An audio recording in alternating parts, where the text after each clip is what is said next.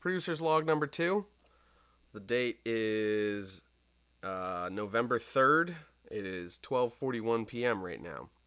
I know it's not a time to be streaming, afternoon on a Sunday, but I'm always working. I'm always doing some editing or some sort of production, moving media, things like that.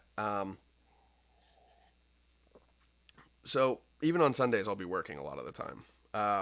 You have to set aside some time to relax as when you're freelancing or producing media or doing anything creative that can bleed into your anything professional that can bleed into your personal life.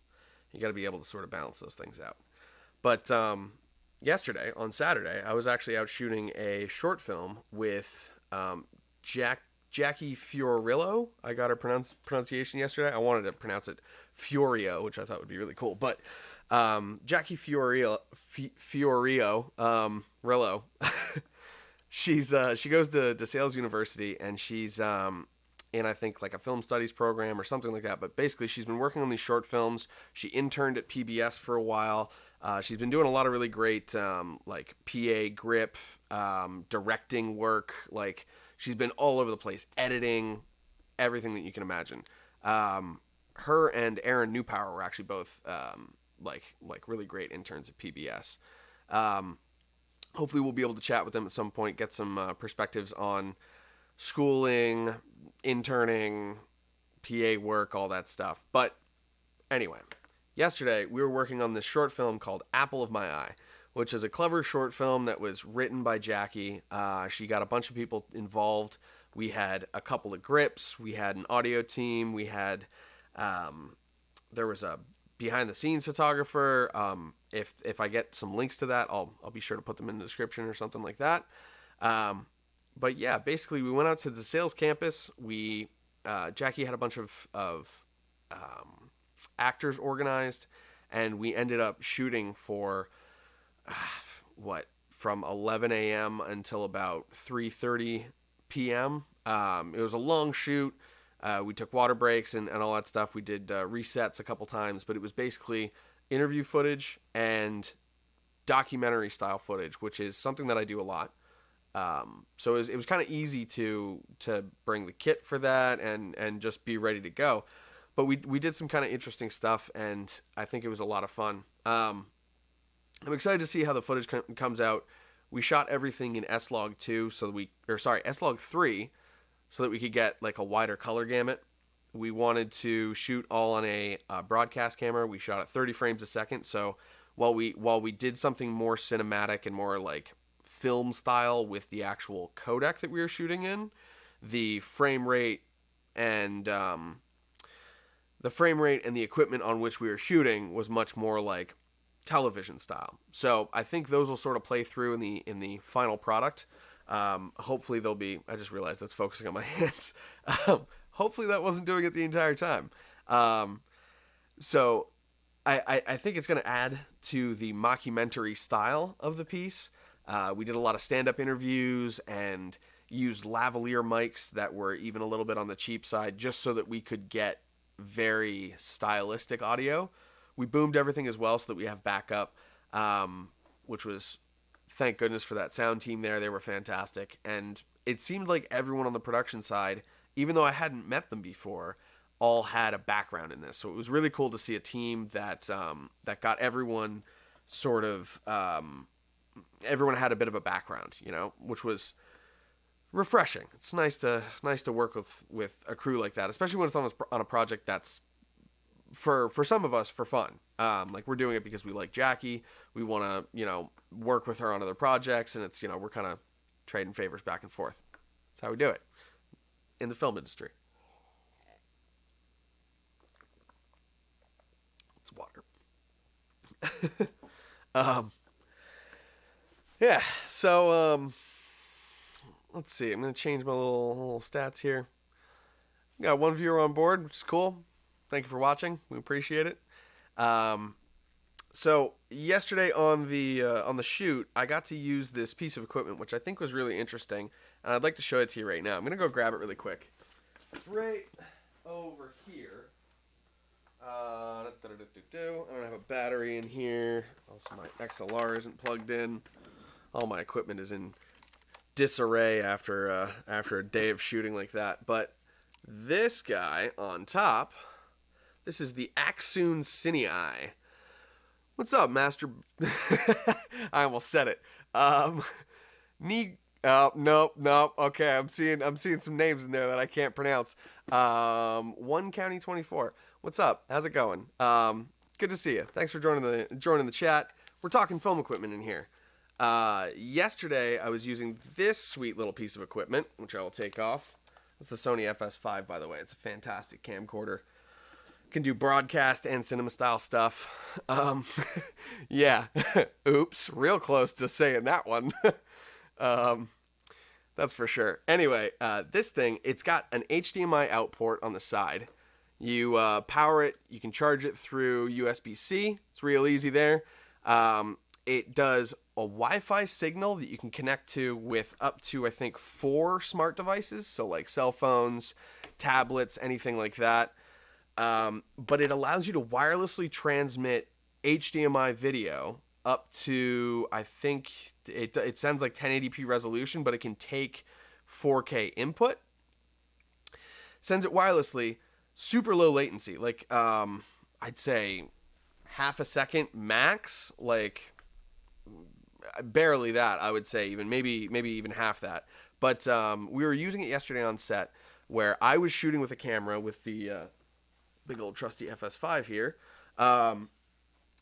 We had the Cine Eye on top, and our director off on the side had my cell phone and was able to watch from my cell phone in real time to make sure that we were getting the takes that we needed, to make sure our actors looked good, everyone was positioned right, like the shot was really set up. So it was really cool to add that to the workflow. I've never really had the ability to have someone actually comment on the take itself from the visual standpoint. It's always from, their perspective, but they weren't actually able to look at my shot, which is, being able to do that makes a huge difference. So what I'm really curious about is I have this thing called the Zhiyun Crane. It's a gimbal that has a wireless remote that you can use.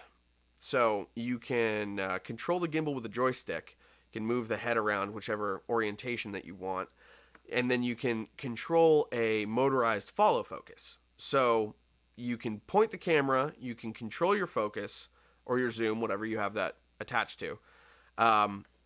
You can have someone else operating the actual gimbal itself, but then with this Cine Eye, you could theoretically have someone with like a little tablet attached to the thing.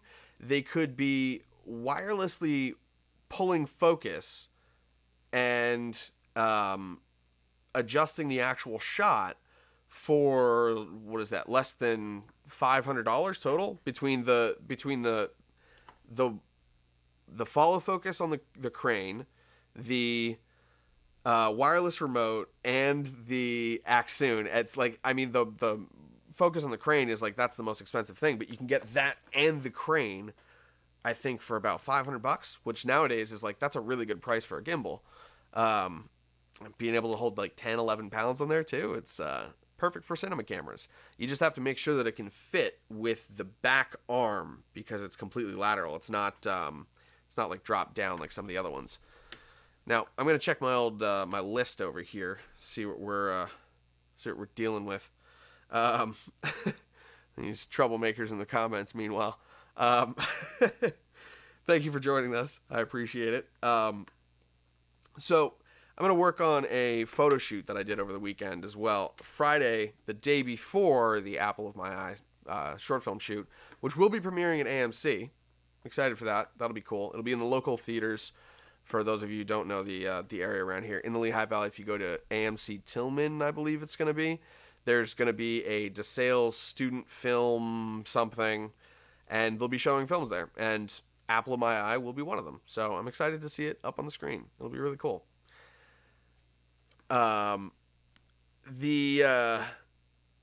So on Friday, I did this photo shoot. Let's see if I'm going to pull up Bridge over here.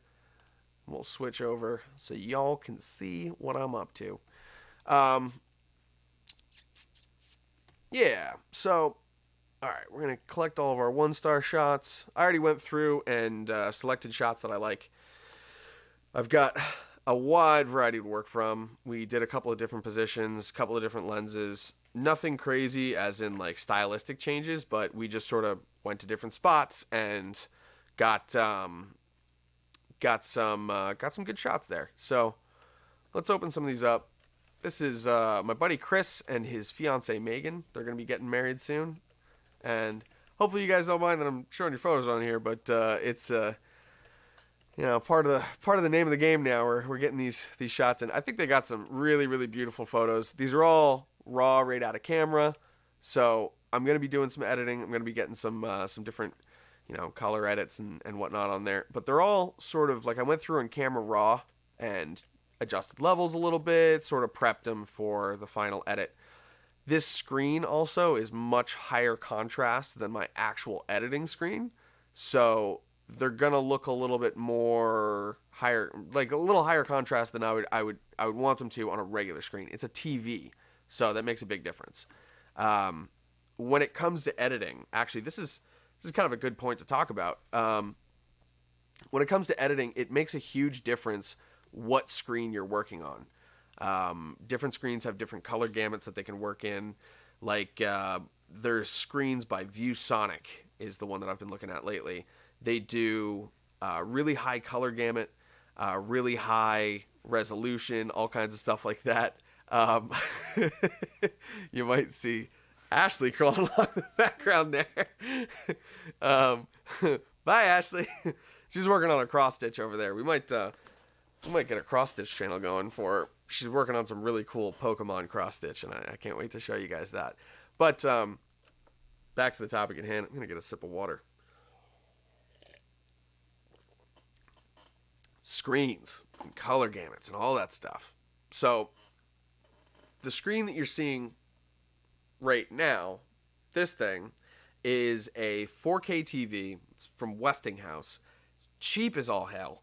I got it for I think $200. It was like a Black Friday sale or something like that. But the point was to get it like real cheap so I could save up for one that actually had like really high color gamut, really high quality in that sense. And I think ViewSonic's going to be the one. They have ones that do 100% sRGB coverage, Rec 709 coverage, all kinds of stuff like that.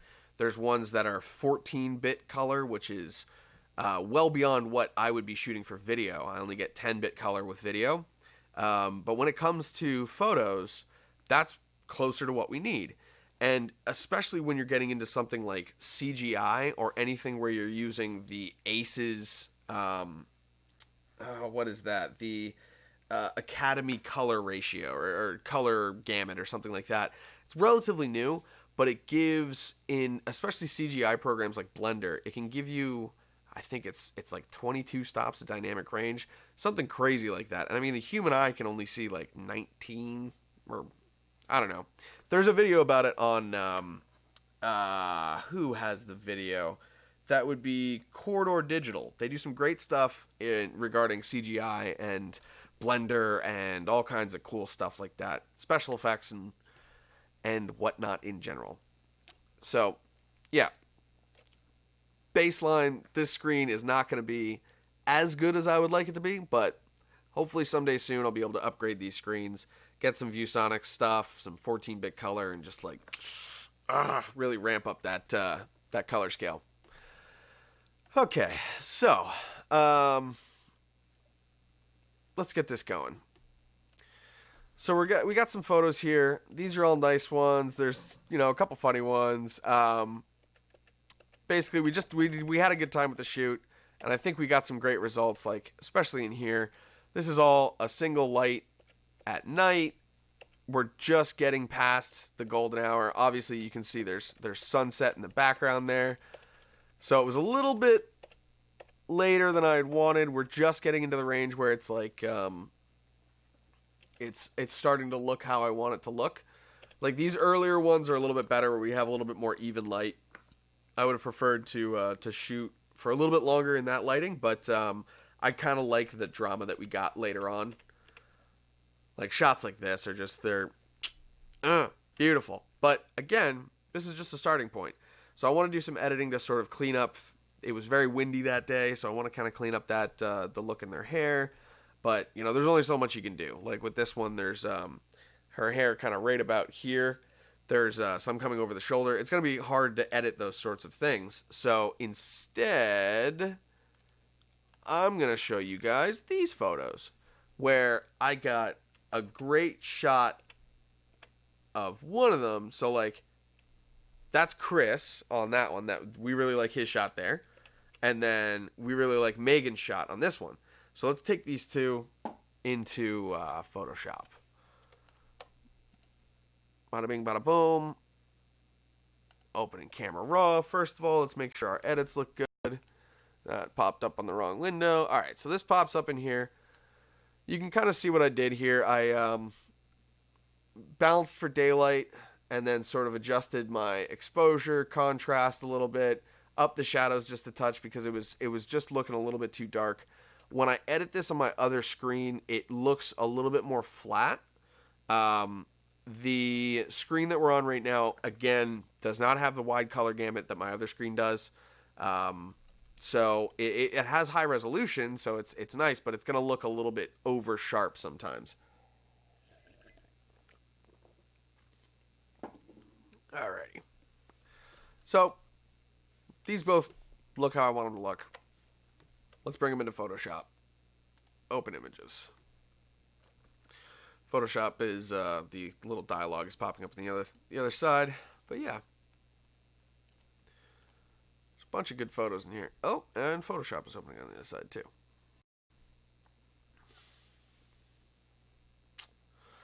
Taking its jolly time. How's your day going? Oh, now it's attached to my. Here we go. Okay, so can zoom in on these a little bit. So this is the one that we really like of Chris. This is the one that we really like of Megan. Beautiful. Now we're just going to drag one over. Click and hold shift and it will paste in place. So you can see they're real close, but still they're not quite perfect. So I'm going to lower the my head's in the way to show you that.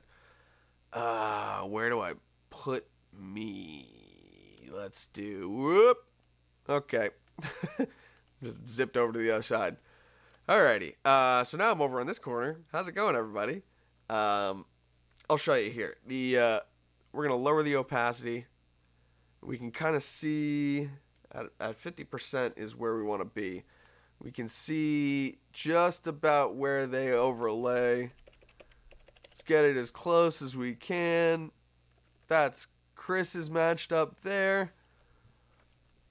All right, and then we're gonna copy this layer, mute the last one, and then we're gonna line this one up for Megan. Let's see here. I think she's at kind of different angles, but we'll get them. You know what? Actually, let's line up Chris's arm in this one, because that's going to be our connecting point, and really that's what we should be worrying about.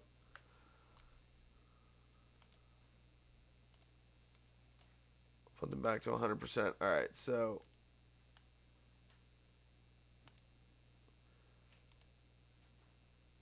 we can get rid of this one. That's the one that we want. All right, so we're going to mask this. It's going to be a real simple fix. We're basically just going to try and mask between them and see if we can fit it. We might need to do some like puppet warp or something to make the edges just kind of perfectly match. But yeah. All right, let's get this over here. Raise that up. All right, and let's start masking out here. So this is the one we want. We want Megan. So let's mask Chris.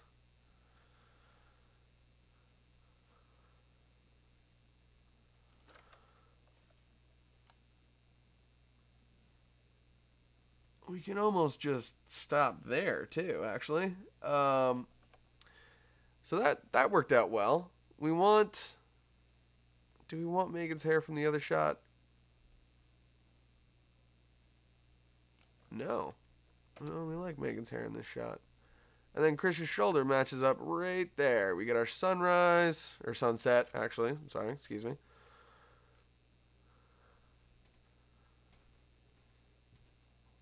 Beautiful. And then we'll get Megan's hair here.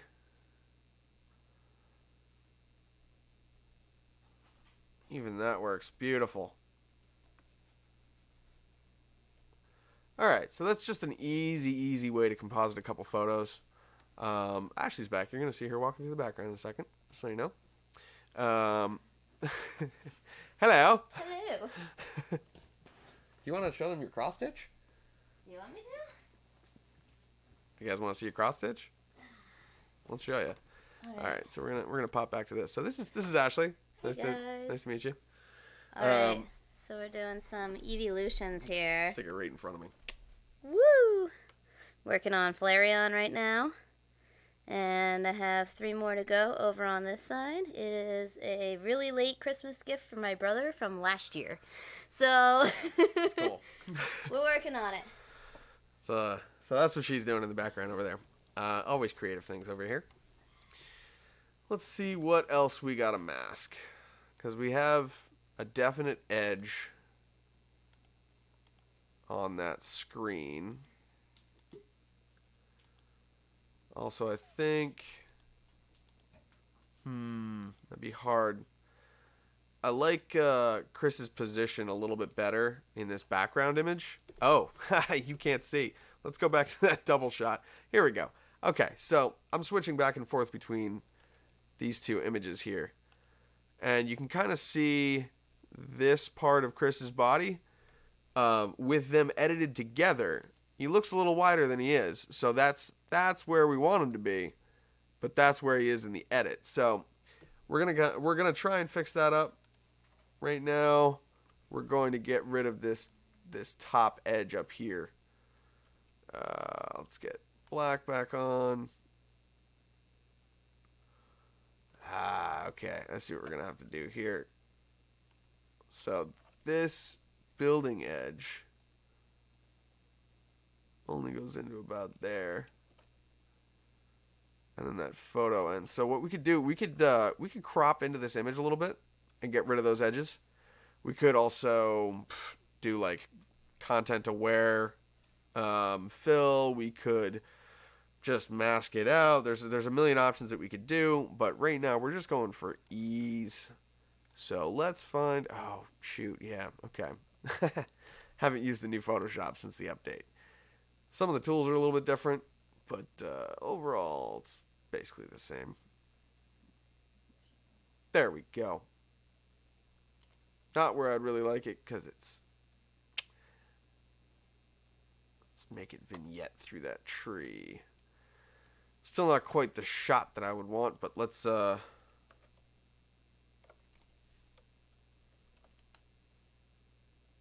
right within that and scoot it over a little bit.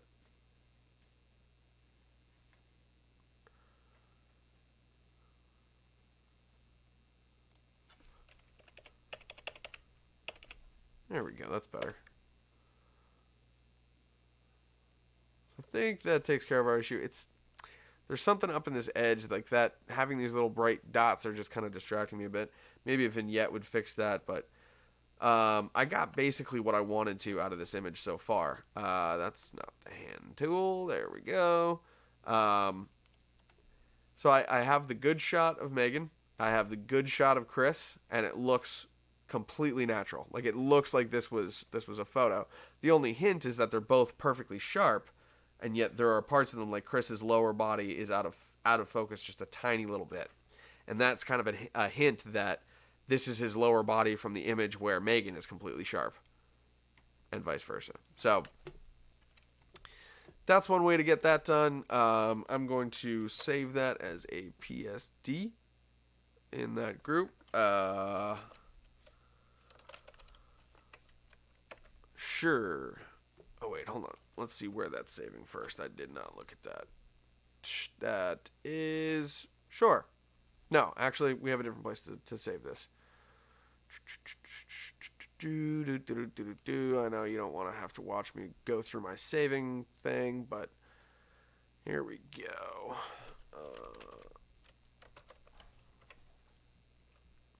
Whatever. Sure, works. Done. Okay. Oh, actually, I should show you that other file from here. So this is an interesting composite, actually.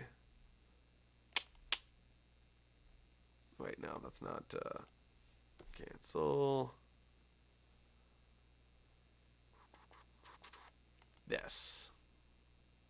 Okay. So this, I'm going to shrink myself down a little bit in OBS quick. All right, so this is Chris's car. We took a couple photos of it outside, and I composited them together. So when you do this with a still subject, something that's not going to be moving at all, you can basically set your camera on a tripod, set it on the ground, whatever you want to do, select your focus, set it to manual, and do a long exposure so that your image is, first of all, very sharp. Like, you're going to get your subject very, very tack sharp because you'll be able to expose a little bit longer. You can stop down to like f8, f10. I think these were all shot at f10.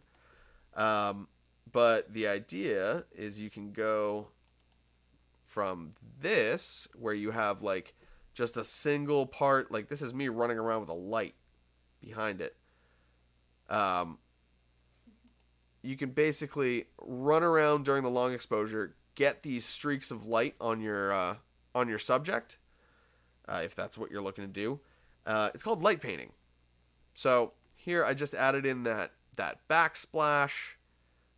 It's literally me jogging. You can kind of see the trail. That's me jogging in the background with a light held above my head. It's a Neewer NL1320 at just full power, blasting it as hard as I can. And then I run along this side. I get this edge. And then I masked out my trail there and put in the sky. You can see small changes on the tires.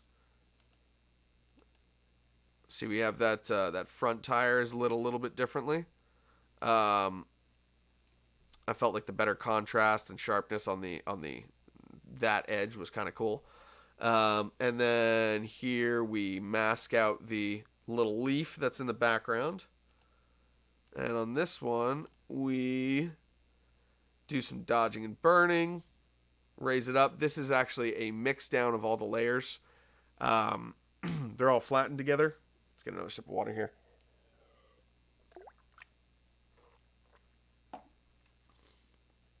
I hope you heard that bloop. That was like perfect ASMR. Okay, so here I did a mix down where you basically copy all of your layers. You'll go like this, drag them down, you copy them, and then merge layers. You'll just merge those together, and you have a totally new image.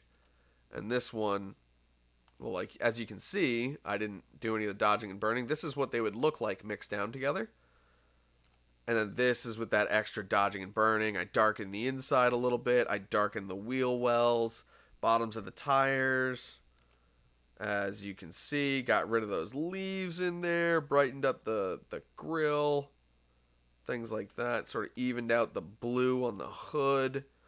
And then we start to color balance and then control our curves. So, color balance, as you can see, it just shifts a little bit from the magenta to the cyan. I want to kind of accentuate the blues in the car a little bit, so I just sort of puff that up. What you could do is you could then mask within this, and you could just accentuate, the colors of the subject, and then the colors of the sky, and then the colors of the tree individually, but I didn't want to do that. I wanted to bust this out in one night, so I literally shot this in about 15 minutes. Then after the shoot, we ran downstairs. I edited this thing up in maybe, what would you say, like an hour or two? Not even. Not even? So not even an hour. 45 minutes probably. About 45 minutes. And then sent it right out to him because we were doing the other shoot like with him and his fiance, and I basically wanted to send them sort of like a piece of candy beforehand, like something to entice them and show, like, hey, don't worry, you can trust me. We're gonna get some awesome shots. If I could do this in 10 minutes, the hour that we just took for your photo shoot was totally worth it. So it's, something, a little bit of a confidence booster. Now that I look at this, though, there's little things that I could have done to accentuate, like right behind this light. I could have stood right about here and just blasted it with light to get this sort of top edge glowing, just backlight that part. I could have also gotten the back of this a little bit better. I like these light streaks in here, like it's very technical, but I mean, I could have lit the tires a little bit better. I could have just sort of gotten the front, like little details like that. But overall, I'm very happy with this image, and it took total of an hour, so pretty happy with that. Nope, don't need to save changes there. All right, we will not saved. Close these out. That's just an extra one. Alrighty. What else is on our list for today? We got work to do, people. Okay. Yeah. So, something that I've been really getting into lately, especially with this, let's, first of all, scale that back up. And then bring this in. So, something I've been doing a lot lately is producing short videos with my cell phone. This is the Note 10 Plus. I've talked about it a couple times before on this podcast. I'm still waiting to get the Moment case for it, which is going to be, it's going to allow me to put interchangeable lenses on there. I had a Galaxy S9. I cracked the screen, so I have to get that replaced or repaired, whatever. But basically, I've got a bunch of lenses already, so if I get a case for this, it's got 3 cameras on it, and my idea is, well, if I've got 3 cameras and 3 lenses, now I suddenly have 9 different looks that you can get with one camera, with one device, I should say. I think that's really great, and it really it makes for some efficient production. The other nice part is because it's lighter, it's easier to balance on a gimbal, and it's easier to use a smaller gimbal, which is easier to carry. All of your equipment is then smaller. You can operate on a much smaller scale and still offer really high production value. This phone, for example, will shoot widescreen 4K. I think the ratio is 21:9, but I'm not quite sure. Either way, it looks fantastic. You can check out footage from that on the YouTube channel, actually. There's going to be some videos coming out soon. I have little reviews for Neewer lights, GVM lights, Kier tripods, all kinds of film equipment that I've gotten off of Amazon that's served me really well in the past, and I wanted to share my opinions on them. Kier, I have to admit, they sent me the tripod. They sent me an additional tripod to compare to the original tripod that I had. I've been using them for about 6 months, and both have served me great. There's little things here and there, but for the price, honestly, you cannot beat it. I haven't seen anything else that comes close. So, go check out the YouTube channel. We have all kinds of reviews that are going to be coming out. But those were shot with my cell phone and then edited on Adobe Rush, which, if you haven't seen it before, I'm going to pull up an info page on it.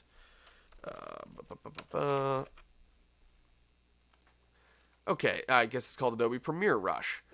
The idea is you can shoot on your phone, you can open up this app, you can edit with, as you can see, touch controls. You can move around your clips, you can cut things, you can add, they have preloaded titles, lower thirds, and subtitles, and all kinds of stuff like that. So you can subtitle your own video if you want to. Add like call to action messages, credits, all kinds of things, and it's directly on your phone. So you can get it for Google Play, you can get it for the App Store. If you use the Adobe Creative Cloud, you can use this for free. I'm not sure if it's paid otherwise, or if you just need to... Oh, okay, all right. Premiere. This is cool. Premiere Rush free starter plan. So you can do 3 exports with 2 gig of cloud storage. Use Adobe fonts, and you can start for free. If you buy the single app, which let's just see how much it is. If you buy the single app, you get unlimited exports, all this stuff. Okay, yeah. So Premiere Rush plan, it's $10 a month, which is like that's significant. Like that's a decent program. That's half the cost of just buying Adobe Premiere Pro on a monthly subscription for your computer. So I'm always of the mindset where it's like the cloud, the entire thing is just so worth it. You're paying what, $50 a month, something like that, and you're getting a multitude of programs. If you ever run into something where you need to like make a CGI model for photography or something like that, you've got the program. It's crazy how much power you get in one subscription, and you get all the apps too, all the phone apps, I should say, which includes Adobe Rush. It also includes Sketch and Ink, which are really, really cool, especially if you have a phone that has one of these. Whoa, oh, okay, almost dropped it in my coffee. That would have been bad.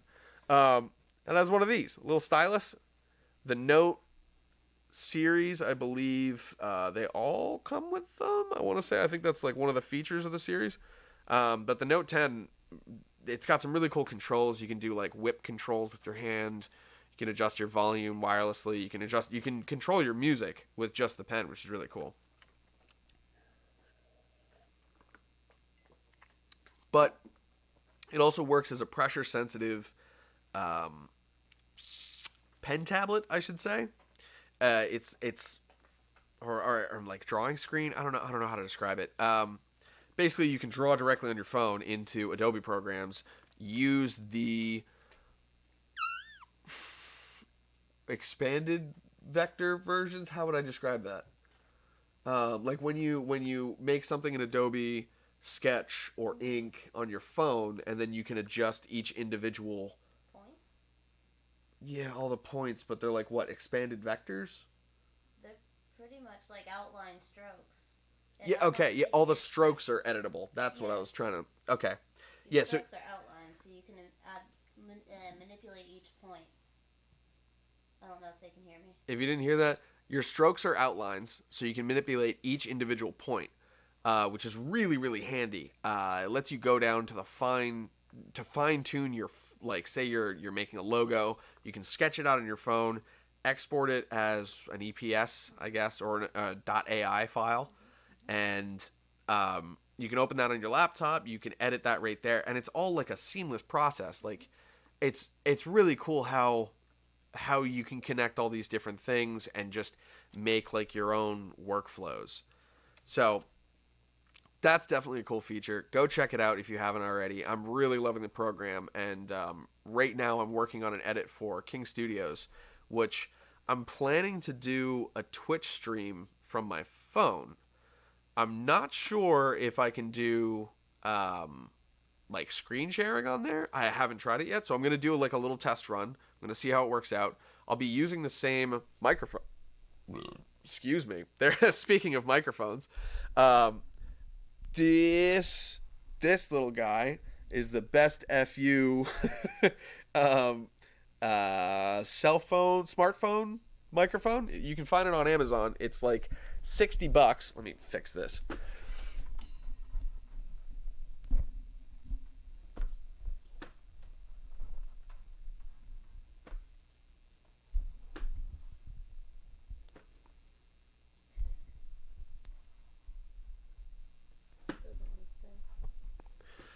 There, I think we're back in action. Okay. So you can get it for about $60 on Amazon. It's probably made by a Chinese company, but honestly, like, the response on this thing is super, super flat. Like, it shows you a frequency response in the actual chart that you get in the case with the camera. And it comes with connectors so that you can attach it to your camera. You can attach it to your smartphone. You can attach it to an iPhone that has a lightning port. Like, you can do all kinds of stuff with this thing, and it's really, really nice quality audio. In my opinion, I don't know. Like, let me know what you think in the in the comments. And thank you, Hunter Zura. That beard, though, um, it's only going to get longer, so just stay tuned. Um, yeah, it's a nice little microphone for your camera, for your smartphone, and my plan is to do some Twitch streams with that and that little Zhiyun M2 crane. Uh, Zhiyun Crane M2. I think I just had a stroke for a second there. Um, okay, so we have our first AMA question in the comments. I gotta ask, do you condition it? Yes, I use this stuff. It's I think Viking brand or something. It's yeah, actually Ashley's gonna go grab it, so we'll show it to you in a second. Basically, ever since I started using this stuff, it's all paraben free. I know it sounds like super hipster, like, oh yes, I blow dry my beard and blah blah blah, but it's like it feels more comfortable throughout the day. Anyway, we'll show you those in a second. Oh, okay, it's gonna be sooner than I thought. Thank you for the comment, Hunter Zero. We appreciate it, and we're gonna get you an answer momentarily. Okay, so what is this? This is Viking Revolution. We'll show you the bottles there. Viking Revolution beard conditioner and beard wash. In my opinion, you should only beard wash maybe like once every 3 days, and then condition all the time. But you only need a little bit of conditioner in there to go a long way. So hopefully that answers your question there. If you have anything related to photo or video, I'd love to answer those questions for you. I work as a freelancer and I do all kinds of photo, video, graphics, web, media stuff. And yeah, that's what we're talking about today.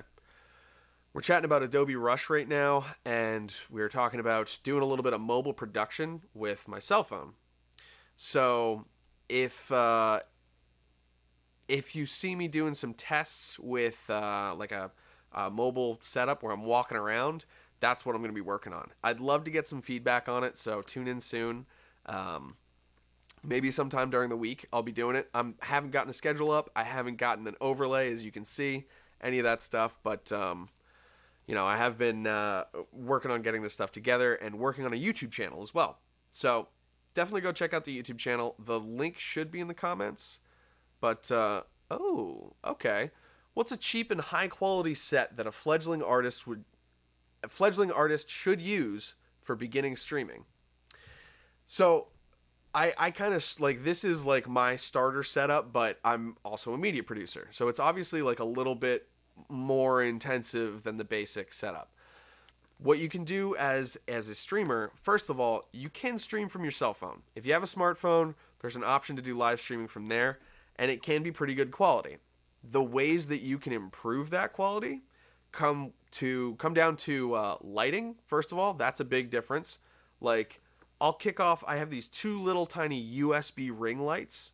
I'll kick them off for a second and show you what it looks like. There's one turned off. Let's get the other one over here. So, right there, you start to lose some quality just because, like, your camera is struggling to hold the ISO a little bit. It's struggling to pick up the light. So more lighting means better. I obviously have a blue light in the background. You can kind of see it casting that blue light on me. Thank you. I think it's a cool effect too. There's a reason why I use blue in particular, though. If that was red, if it was any other color, it wouldn't quite work the same. Let's turn these back on. So if you can tell, these little lights, these little ring lights that I set up here, they're a little bit more orange balanced. And when you're shooting, if you have something kind of bluish in the background or a blue, like if your background is either blue or orange, you want the other color. So background blue, foreground orange. Background orange, foreground blue. You're going to get color contrast between your foreground and your background elements, which makes for, like you said, a really neat effect. So thanks for the comments, Hunter Zura. We really appreciate it. I'm going to check my agenda, see some other things that we're going to talk about. And if you have any other questions, feel free to ask. I love answering these. Okay, we talked about cell phone production. We talked about the editing photos. The Axoon Cine Eye, which is really, really cool. That thing's a little wireless. It's a Wi-Fi HDMI smart device caster thing. It's sweet. Okay, so we talked about Adobe Rush. I was gonna do some video editing actually. If you guys want to watch, if you have any editing questions, now would be a great time to ask. So let's get. I'm gonna pull up Premiere Pro here. How much should I set aside as a beginning budget to set up for streaming? Well, it kind of depends what you have. Like if you have a laptop that you can stream from, that'll be a great option because a lot of laptops have webcams. So you can get started building your audience.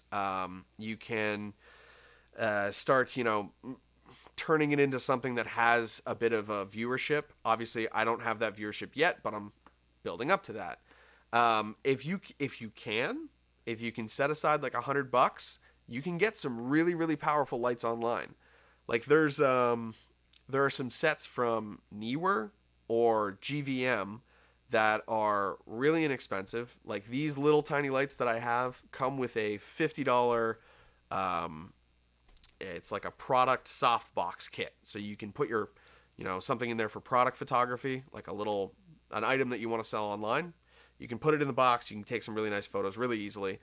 So the lights for those, if you get them individually, they're like $10-$20. These little tiny things that I have up here. That can be a really easy way to raise the production quality. But basically, you just need a camera.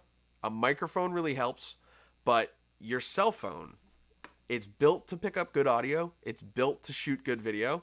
So it's a really good option. If you have a good like Wi-Fi connection or something at home, that'll help pick up some of the strain of streaming. But that can be a fantastic option. It can be a little bit much to go through cell unless you have unlimited data. But even then, some unlimited plans, they will cut your data so you're streaming slower, which makes it a little bit more difficult for your phone. But yeah, anything that has a webcam, like your cell phone, a camera that can hook up through USB. Sometimes you need a capture device. Like, let's see if I can show you this one without yanking it out of the wall. This one here, this is what I'm plugged into. This is an AverMedia little 4K pass-through. It's called a AverMedia 2 Plus Live Gamer Portable. Blah, blah, blah. Whatever. Basically, it allows the signal from my mirrorless camera, which I use for video production, to go directly into my computer. It encodes the video so that my computer can read it, and it can be streamed live. So I'm basically just using it as a webcam right now. So if you really want to upgrade your computer setup, a webcam can be a great option. Getting a little tiny mic like the one that I showed you before is another really good way to upgrade that audio situation. Putting a microphone closer to you will get you better quality, just like you're hearing right now. But lighting is going to be your biggest help when it comes to getting started. I would say audio and lighting are your two things that you should really focus on, because if you have decent audio and you have decent lighting, your video is going to look a lot better because of the lighting across the board, no matter what device you're using. And looking up some sort of lighting tutorials online is a really good way to find out how to sort of place them and what ways you want to light yourself. Like, I'm trying to get a little bit of drama on this side, so I've got a slightly less bright, more orange light. You can see as I move my hand towards it, it gets a little more orange to help contrast that background. And I've got little lights kind of poking up in the ceiling. But yeah, lighting, audio, those are your best ways to really upgrade a live streaming setup that's going to be the least expensive way. Getting a new camera, getting new lenses, those will be expensive. Getting one of those encoding devices, they're like $150. Those can be expensive. But lighting, you can get like CFL bulb stuff for $50. You can get a 1,000-watt setup, and that's like way more light than you would need, but it would look great. So definitely worth checking out.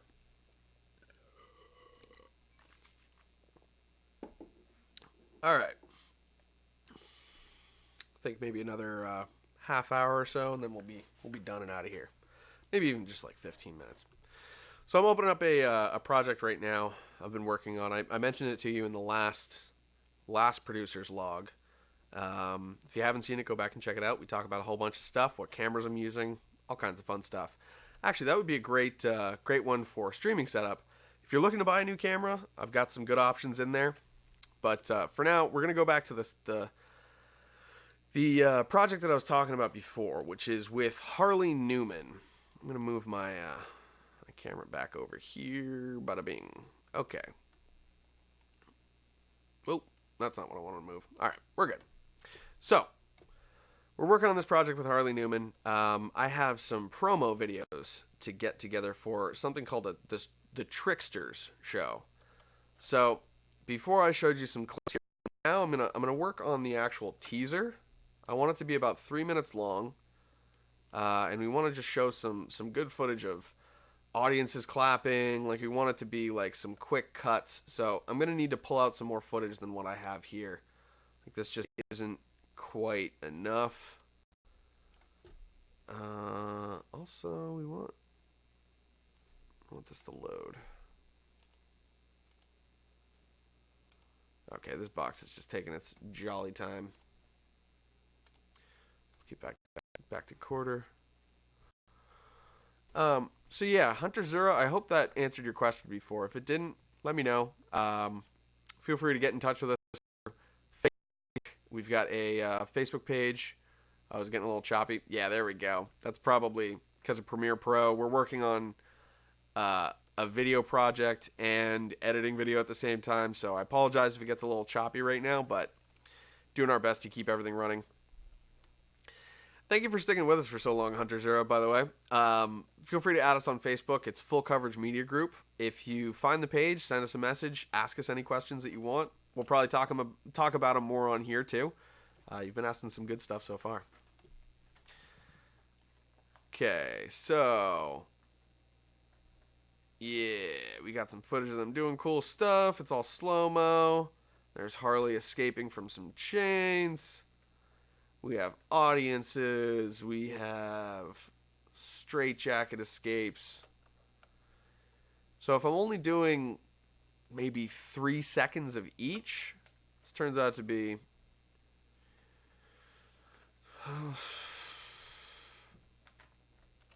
yeah, that's only like 30 seconds of content, even if I stretch it a little bit. So this wouldn't really be enough... Yeah, it doesn't really work out great. Hunter Zura, no worries. If you ever want to send us a message on Instagram or even just get in touch with us over Twitch, I don't know if there's a way to like follow and comment on people's stuff, but we've been really liking your engagement so far. So we appreciate you joining us. Yeah, so let's get some clips cut from this. I've got a couple of shots here that I want to mess with. Widen this out a little bit. Okay, so this is Peter London. Peter London? Yeah, I think so. Wow, my brain just like, maybe I'm having a stroke. I don't smell toast, but we're good. David London. There we go. Okay, brain's back. We're good. So this is David London. We stayed at his house when we produced this, and he does all kinds of like mentalist routines and some really, really beautiful stuff. And then Harley kind of throws his monkey wrench into the plans, so to speak. It's a lot of fun going to see their shows. Definitely worth checking out. If you're ever in the Baltimore area or you see anything with Harley Newman involved, go check it out. He does some really, really cool stuff. All right, let's get some shots here. So I definitely want this shot here. So I'm going to cut this out. Boom. Thing is, I think this section might be slow-mo.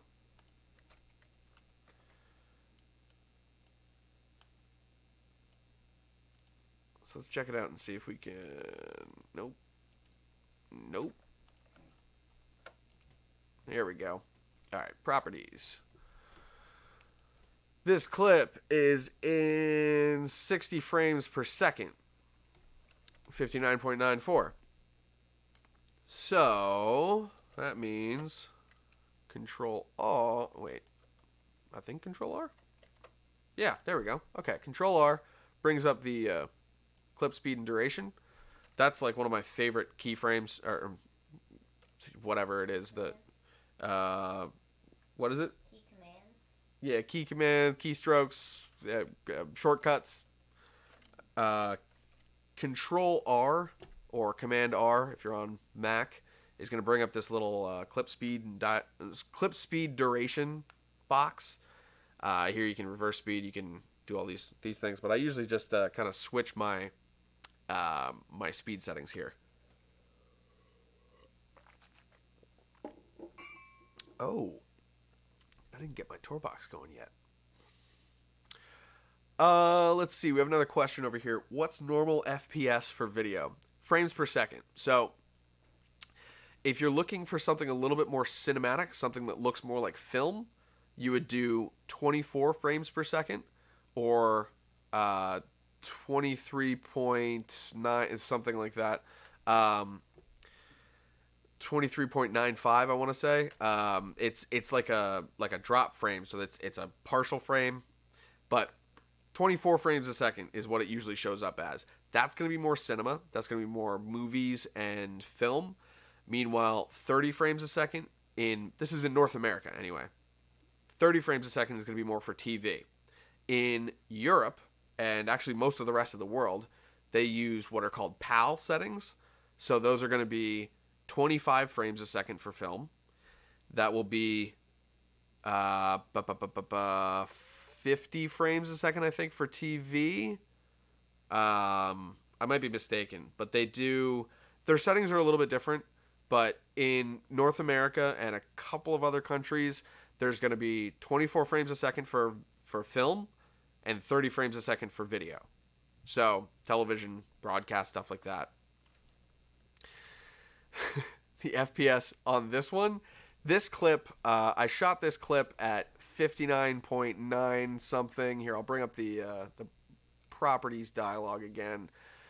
59.94. So that is half-time speed. So if you're shooting something and you're going to be presenting it at 29.9 something, which is 30 frames a second, you double that, you get 59.94. That's going to be 60 frames a second. So it's just kind of like a short form. We just call it 60 frames a second, 30 frames a second, and 24 frames a second. Exactly.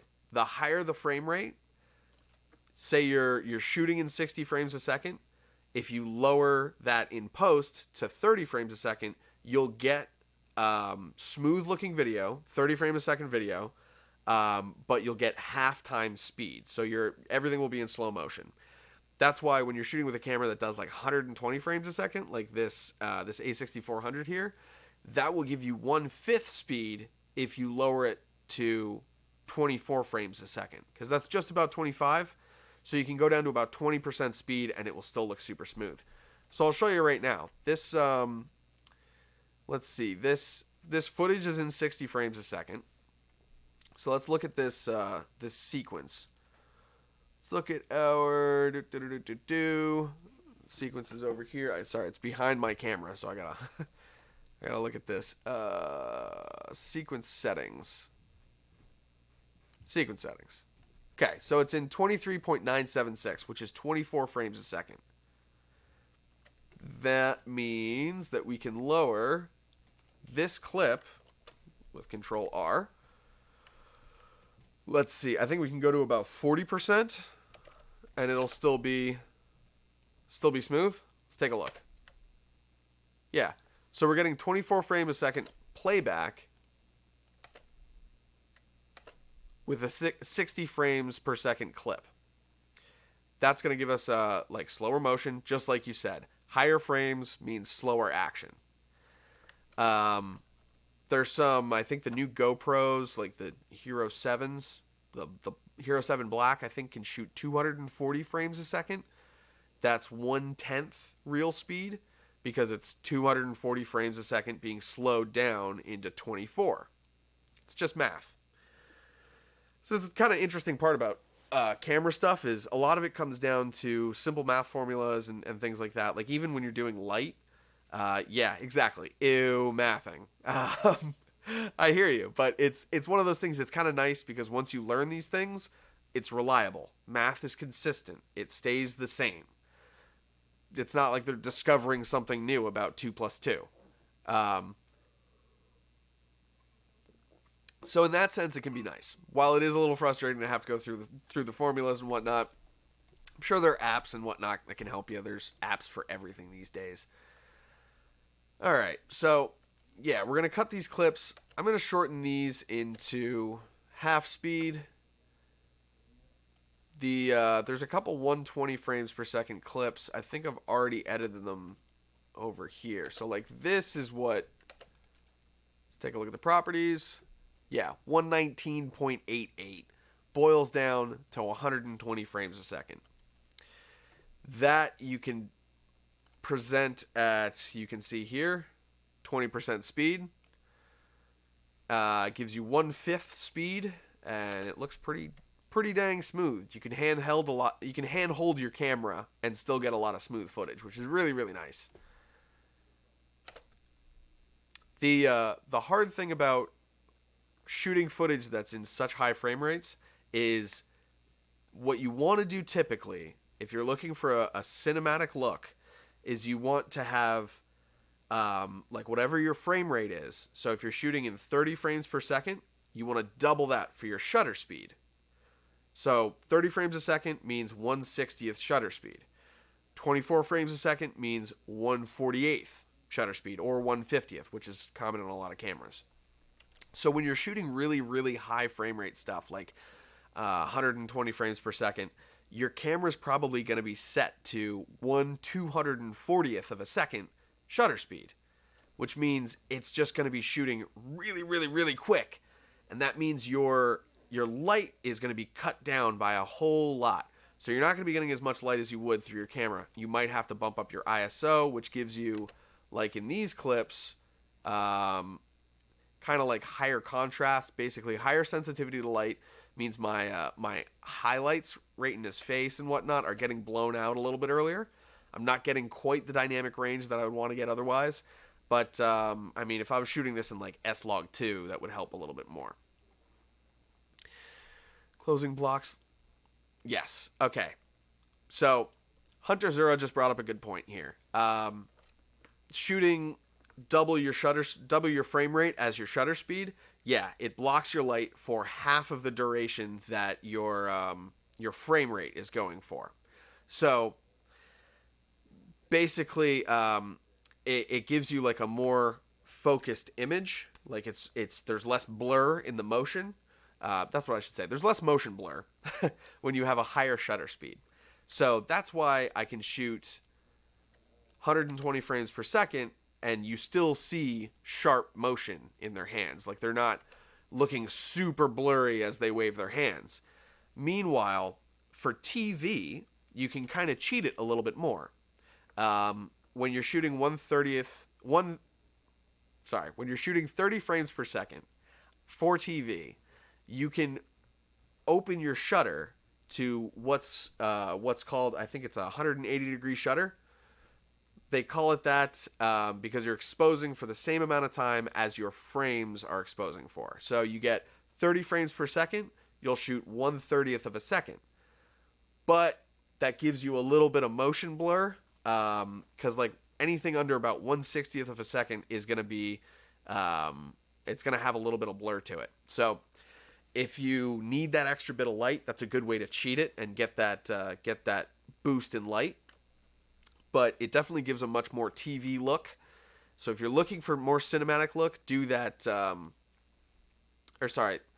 TV has a 360 degree shutter because it's going for the whole duration. Film has what's called the 180 degree shutter. So you do 180 for cinema, which is double your frame rate. And for TV, you can go down to match your frame rate. So, yeah, just some interesting points. So in order to shoot like super, super slow-mo stuff, like the stuff that the slow-mo guys do on YouTube, you have to have like crazy amounts of light. I think they've done stuff, I've seen stuff that's like 100,000 frames per second, which theoretically your shutter speed in order to get things sharp would have to be 1/200,000th of a second, which I don't know of any cameras that can do that other than like a Phantom Flex or whatever the crap they use there. God, this is good coffee. I started drinking light roast recently, and it's just beautiful. Yeah, Under Zero, they've got some crazy videos out there. Some of them, they're like the shutter speed that they're at is just insane. Check out their collaborations that they do with um, Corridor Digital. Corridor Digital and Slow Mo guys, every now and then they team up on something and they do some really, really amazing stuff with it. Pairing super slow mo footage and super powerful cameras with, a group that already has like super powerful cameras, but groups that do incredible CGI with like handheld cameras, and it's just insane. Go check them out; they're fantastic. All right, so you know what? We've talked about frame rates. We've talked about stuff like that. I've got one last thing to talk to you about, but in order to do so, I'm going to have to send you over here. I'm going to close out of Premiere Pro because it's being a little choppy. I want to adjust my settings. You can actually adjust how much of your RAM is used by Adobe programs, so I might fine-tune that a bit, or maybe even upgrade my computer one day to accept more RAM, so it's not going to get that choppy video that Hunter let us know about. Sorry, too much coffee, burping. All right, so let's close that out, and we'll adjust this just a little bit. Okay, so I'm going to show you something over here. Get that out of the way. Alright, so this is a little podcasting table that I have. I'm going to turn up my volume just a touch, sort of angle this towards us. Oh, apologies. Okay. This is a little podcasting setup that I have over here. It's basically a standing desk, so you can raise and lower your stuff. This is by Vivo. They're a great company that makes some high quality stands. Really worth checking out. I would honestly check out the stuff that they have. I use their laptop desk mounts. They're fantastic, and standing is always healthier than just sitting all day long. And I have a terrible habit of just plopping myself in that chair, editing for 8 hours straight, or working on whatever crap, having TV going on the side. It's bad. So this can be a really healthy way to work on creative things, and then it makes it really easy to attach these mic stands. So the idea is we'll all kind of sit at this counter. Oh, I got stuff under here. Bunch of crap on the desk. Had a big shoot yesterday. If you caught the beginning of this live stream, you'd know about it. So we sit this all the way down. We can all sit at this table, and we have these microphones, which are a fantastic deal. These are, I'll show it to you right here. Whoop. These are MXL 990s. I got them in midnight purple because they just so happen to be about $100 cheaper. I think I was getting them for like $60 a piece, and they sound phenomenal. They're phantom powered, so you need to have some sort of mixer or something that can handle delivering power to these things. I think they're plus 48 volts. There are some mics that are plus 24 and some are plus 12. But these are plus 48, so you got to have something that can power them. I use a Zoom H6, which is a 4-channel input. It has a little expander slot in the top, so you can put another 2 XLR capsules on there, but those aren't phantom powered. So my extreme setup is 4 phantom power microphones. I have 3 of these MXL 990s, and then we also have a Shure SM7B, which is great for bassy voices if you want to catch that low end. I think Joe Rogan uses those. If you watch his podcast, you'll see those, hear those mics in action. We have those 4 mics set up. and then I'll put another dynamic mic in case someone wants, like, say if we do like a live musician in the corner, say there's a guitarist, we'll put one dynamic mic which does not need phantom power, plug that into one of those top two inputs, and then we will also set up a instrument mic. We have this. I'll grab it for you. This thing. So this little instrument mic. This is an AKG P4. It's a dynamic microphone, so you can just sit it in front of someone, and it's got it's like high pressure, so it's not gonna peak if you're, say, like drumming directly into it or something like that. It can handle a lot of situations, and that versatility is really important. The dynamic mic that I use is a Sennheiser E835. Sounds great. If I want to plug in something that gets a little bit more distance, like say I'm trying to pick up an event or live stream an event, I have an Audio-Technica AT897. That microphone, if I'm not mistaken, I might look it up really quick, I think is about... Okay, yeah, so there's used for about $150. Brand new is about $250. Honestly, I think these things could take a heck of a beating. So I'd imagine that even the used ones are going to work great. But it's a line gradient mic. So the idea there is that it's a very, very directional microphone. I wanted to get something like that so on film sets we could boom mic from above and point directly at our subject and have someone really, really dial it in. Just realized my mic is over here. Here we go. That should be better. Beautiful. Okay, so you can really dial in that sound that way if you have someone dedicated to booming and pointing the mic in the right direction. The hard part with it is if the person pointing the microphone isn't actually listening to it. It's a lot like a Rode NTG4, which is super, super directional once again. And if you're off by a little bit, you can start to lose your subject. So you got to be careful about that.